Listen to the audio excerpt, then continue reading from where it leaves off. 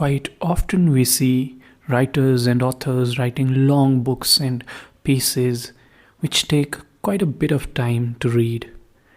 And then occasionally they write some really short pieces and you get pleasantly surprised because then you can have a look at their work without having to spend too much of your time. And isn't that wonderful? So, as I was going through Kafka's works, I found quite a number of short notes that he had written in his diaries, some of which were published, some were not published at that time, and I found them quite interesting. And I'm sure you will too.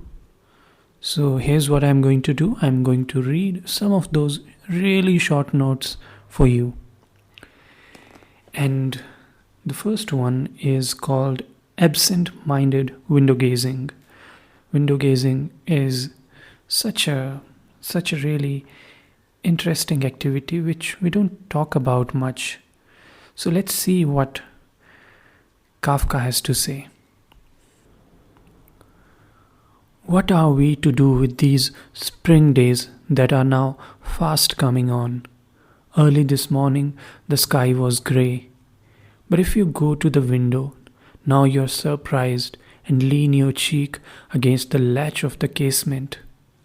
The sun is already setting, but down below you see it lighting up the face of the little girl who strolls, looking about her, and at the same time you see her eclipsed by the shadow of the man behind, overtaking her. And then the man has passed by and the little girl's face is quite bright. So that was it. Now let's read another one. It's called Passers By. When you go walking by night up a street and a man visible a long way off, for the street mounts uphill and there is full moon, comes running toward you, well, you don't catch hold of him. Not even if he is feeble and ragged creature, not even if someone chases, yelling at his heels, but you let him run on.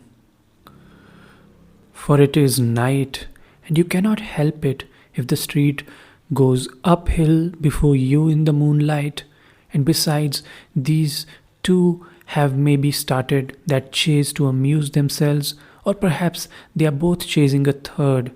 Perhaps the first is an innocent man and the second wants to murder him, and you would want to not become an accessory. Perhaps they don't know anything about each other and are merely running separately home to bed. Perhaps they are night birds. Perhaps the first man is armed. And anyhow, haven't you a right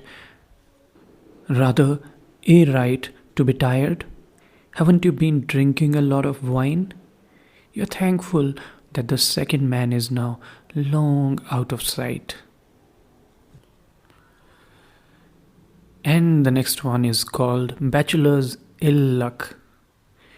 It seems so dreadful to stay a bachelor, to become an old man, struggling to keep one's dignity while begging for an invitation whenever one wants to spend an evening in company, to lie ill, gazing for weeks into an empty room from the corner where one's bed is, always having to say good night at the front door, never to run up a stairway beside one's wife, to have only side doors in one's room leading into other people's living rooms, having to carry one's supper home in one's hand, having to admire other people's children, and not even being allowed to go on saying, I have none myself, modeling oneself in appearance and behavior on one or two bachelors remembered from one's youth.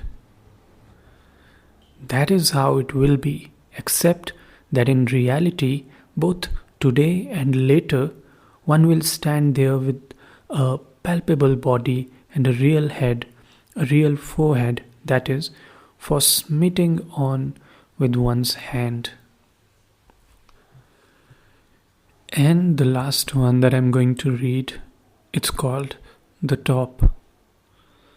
A certain philosopher used to hang about wherever children were at play, and whenever he saw a boy with the top, he would lie in wait. As soon as the top began to spin, the philosopher went in pursuit and tried to catch it. He was not perturbed when the children noisily protested and tried to keep him away from their toy. So long as he could catch the top while it was still spinning, he was happy, but only for a moment. Then he threw it to the ground and walked away, for he believed that the understanding of any detail, that of a spinning top, for instance, was sufficient for the understanding of all things. For this reason, he did not busy himself with great problems. It seemed to him uneconomical. Once the smallest detail was understood, then everything was understood, which was why he busied himself only with the spinning top. And whenever preparations were being made for the spinning of the top, he hoped that this time it would succeed. As soon as the top began to spin, and he was running breathlessly after it, the hope would turn to certainty. But when he held the silly piece of wood in his hand, he felt nauseated. The screaming of the children, which hitherto he had not heard, and which now suddenly pierced his ears, chased him away, and he tottered like a top under a clumsy whip.